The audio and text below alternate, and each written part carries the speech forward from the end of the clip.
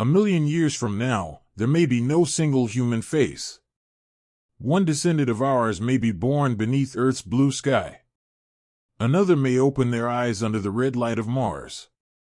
They could share our ancestry, yet no longer belong to the same human species.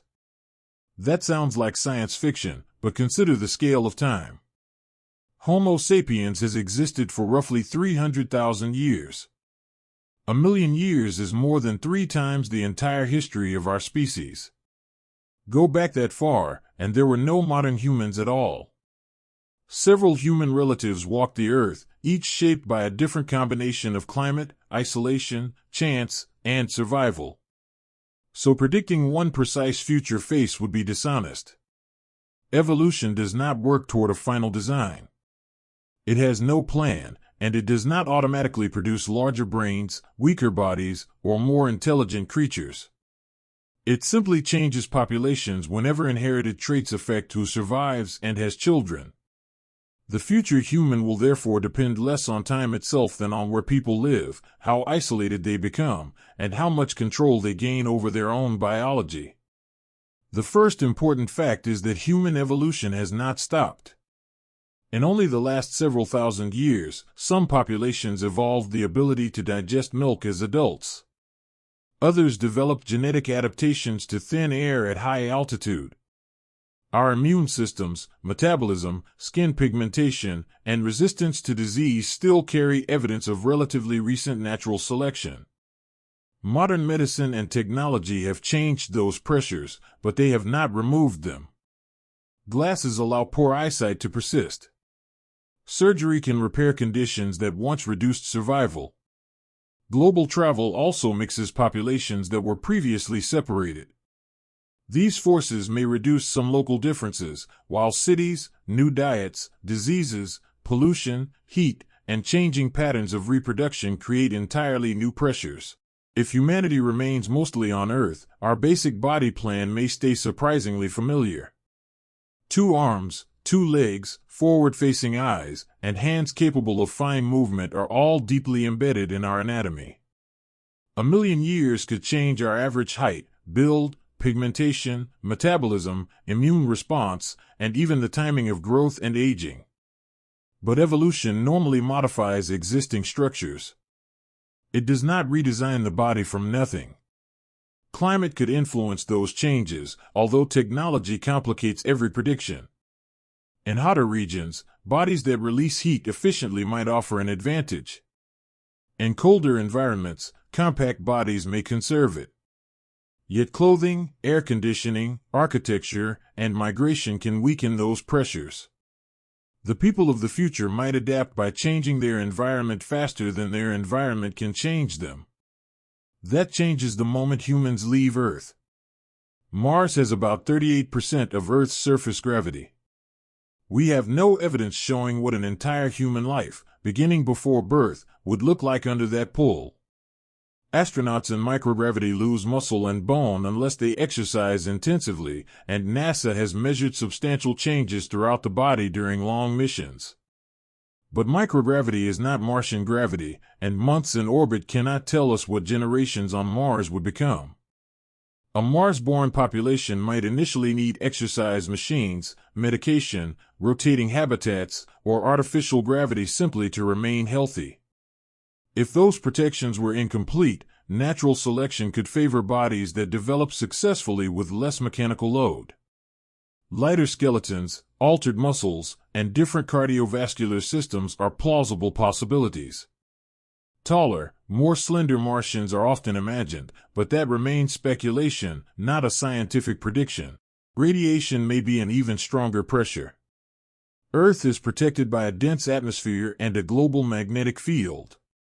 Mars offers far less shielding. Colonists would probably live underground or beneath protective material, but exposure could still affect fertility, cancer risk, and DNA.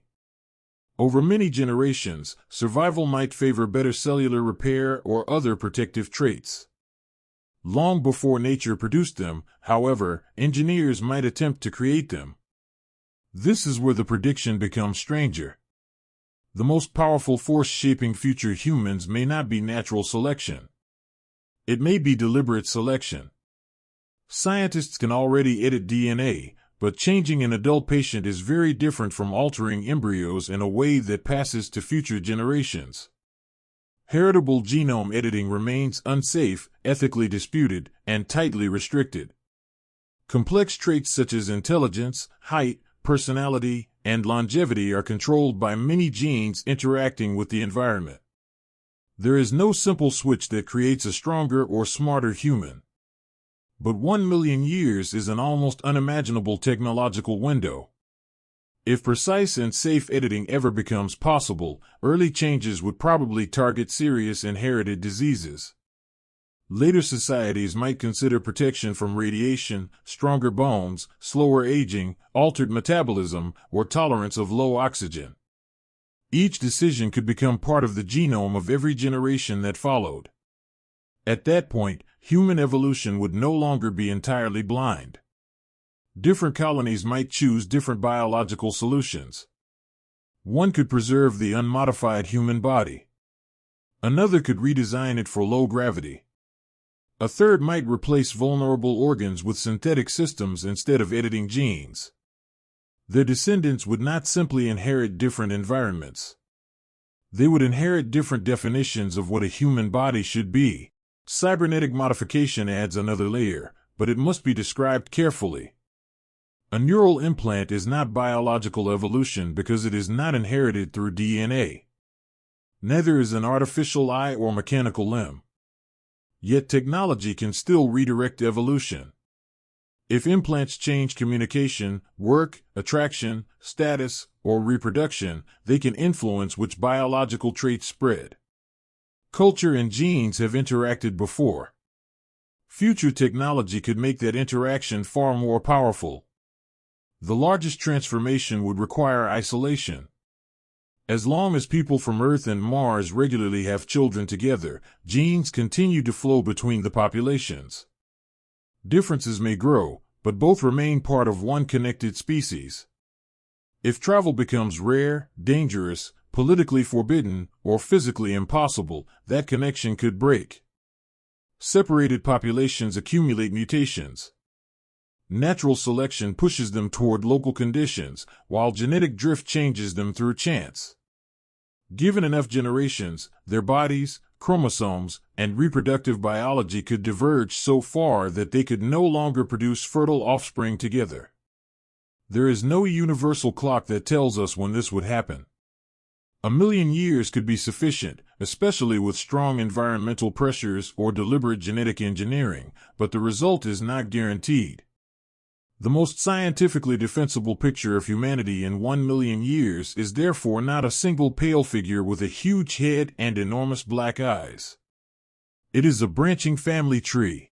On Earth, descendants may still look recognizably like us, protected from many environmental pressures by technology. On Mars, people could carry biological or engineered adaptations to weaker gravity and radiation. In artificial habitats, bodies might be modified for confined spaces, recycled air, or life without a natural day. Some groups might reject biological changes, while others gradually replace organs, senses, or parts of the nervous system. And there is another possibility that no prediction can ignore. Homo sapiens may not survive for 1 million years. Most species eventually disappear.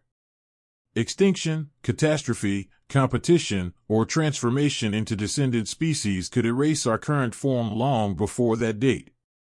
The future may contain no humans as we define them today, only beings who trace their history back to us. If one of those descendants found a preserved human skeleton, they might recognize its outline.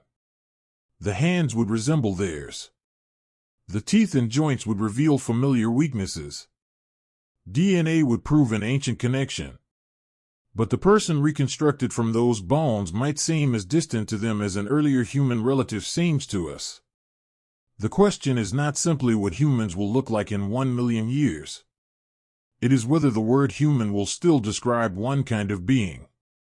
Somewhere beneath the blue light of Earth, the red sky of Mars, or the artificial ceiling of a distant habitat, our descendants may look toward one another and see something familiar.